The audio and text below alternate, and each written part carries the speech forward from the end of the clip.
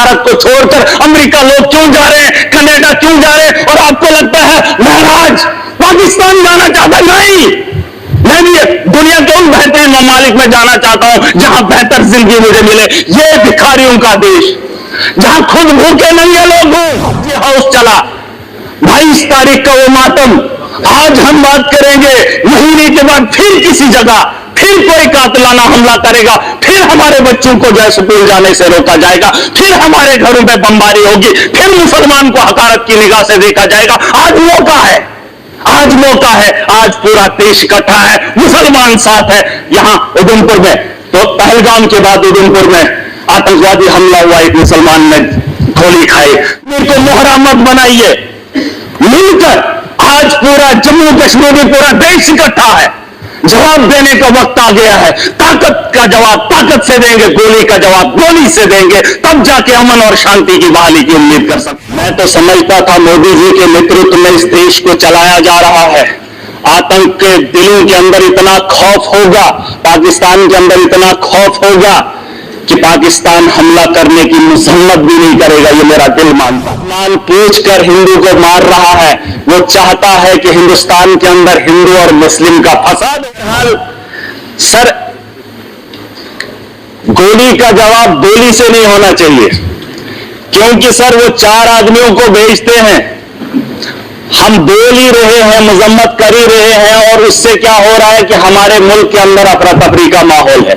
मुसलमान हिंदू के साथ लड़ रहा है। उन्होंने जो नाम पूछा है, उन आतंकवादियों ने जो नाम पूछकर हत्या की है, वो अपने मकसद में सही है सर, चाहे आप इस बात को माने या ना माने। वरना मुझे बताओ, 4 आदमी आने के बाद हिंदुस्तान में अफरा तफरी कैसे फैलती? लेकिन वो अपने मंसूबे में कामयाब हैं, वो दिमाग से इस खेल को खेल रहे हैं सर। मुसलमान पूछकर हिंदू को मार रहा है, वो चाहता है कि हिंदुस्तान के अंदर हिंदू और मुस्लिम का फसाद हो, ताकि ये जंग खुद आपस में लड़े, वो अपना हाथ ना इस मुल्क के अंदर डाले। उसे यहां का अमन और शांति और भाईचारा अच्छा नहीं लगता है। सर, मैं एक चीज बताना चाहूंगा, मेरे पिछले दिनों बच्ची 8 महीने की गिर गई, कुर्सी पर बैठी थी तो बगल में वो टाइलें लगी थी, सर फट गया। सर फट गया। मैंने उसे इलाज के लिए डॉक्टर के पास लिया, लेकिन उसके माथे का दाग अभी भी है। बात ये नहीं है कि वो गिर गई और बच गई और ठीक हो गई, मैंने डॉक्टर के पास लिया, उसका जख्म जो है भर गया, लेकिन जो सर उसके माथे पे दाग है वो तभी लगा है क्योंकि वो कुर्सी से गिरकर उसके 7 बजी है।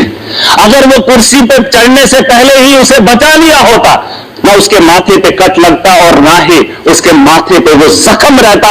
और वो जख्म ये है कि पाकिस्तान से आया हुआ मुसलमान जब यहां आतंक फैलाता है तो हमारे माथे पे जो दाग है उसे मिटाने में हमें सालों साल लग जाते हैं। मैं उसे तो बात ही वही है, मैंने कह दिया खवारिज है।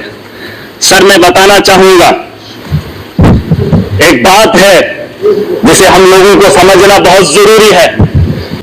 मैं तो समझता था मोदी जी के नेतृत्व में इस देश को चलाया जा रहा है। आतंक के दिलों के अंदर इतना खौफ होगा, पाकिस्तान के अंदर इतना खौफ होगा कि पाकिस्तान हमला करने की मुसम्मत भी नहीं करेगा, ये मेरा दिल मानता था। क्योंकि तकारीरें वैसी होती थी, जलसे वैसे होते थे। लेकिन आज अगर वो वक्त आ ही गया है, यहां अगर मैं अगर ताकतवर हूं, मैं चाहता हूं अगर वो मेरे से गलती करे, मेरे से वो उलझे, मैं चाहता हूं वो कब उलझे और मैं उसको लफाड़े 2 मारकर बिठा दूं।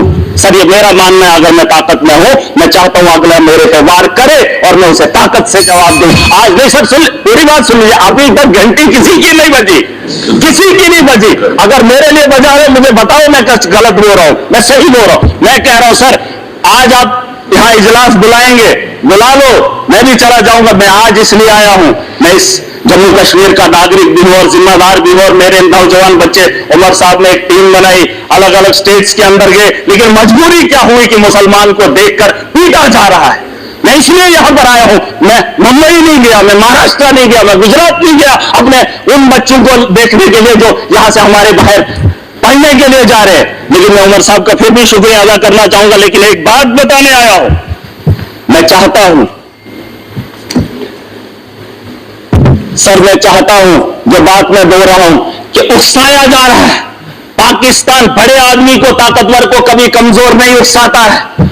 अगर उकसाने की गलती पाकिस्तान ने की, मैं खुल के बोलूंगा सर, अगर की, और ये पहली बार नहीं हुआ, जम्मू कश्मीर को मोहरा मत बनाइए।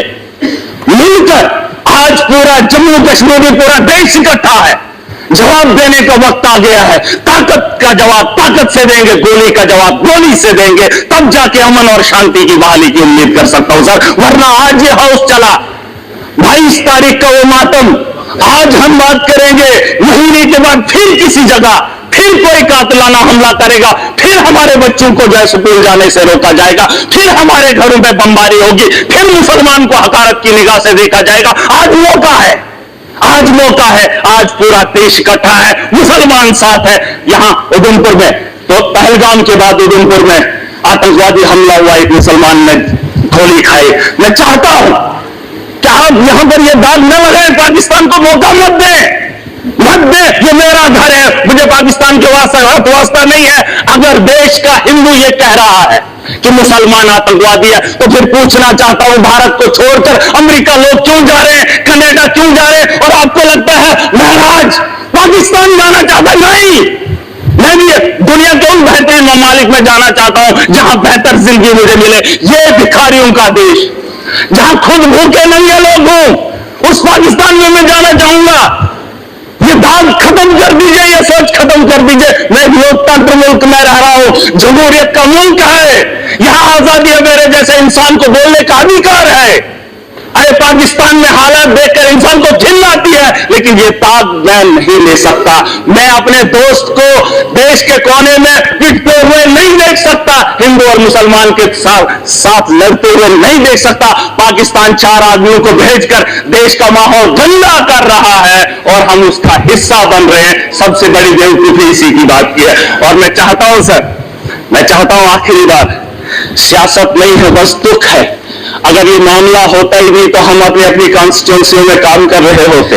तारगामी साहब ने बहुत अच्छी बात रखी सर, इस हाउस के अंदर जिन लोगों ने हाउस बुलाया है वो किसको फरियाद लगाए, किसको? सर अगर हमारी सलाह लेनी है तो हमें बुला लीजिए, हम आपको बताएंगे, लेकिन आपको विश्वास करना पड़ेगा। अगर आप विश्वास नहीं करेंगे तो इस हाउस को चलाने से, चीखने से क्या बात बनेगी? वैसे तो डिबेट में पाकिस्तान के लोगों को भी बुलाकर बात कर ही लेते हैं, लेकिन जो पानी का मामला है सर, पानी का मामला रोकना ठीक है सर, लेकिन हम उसको उतना नहीं रोक पाएंगे। 4 दिन 1 महीना रोक सकते हैं, लेकिन अगर रुकेगा पानी तो हमारे लोगों को नुकसान होगा, और जब उसे छोड़ेंगे तो सैकड़ों किलोमीटर हमारे देश के लोग उससे नुकसान होंगे पहले, फिर उसके बाद पाकिस्तान को नुकसान होगा। उसके लिए कोई तैयारी करनी पड़ेगी। यह 20 साल का ये मामला है सर, गोली का जवाब गोली से नहीं, गोली से देना पड़ेगा। अगर पाकिस्तान को रोकना, हम उनसे ज्यादा ताकत रखते हैं।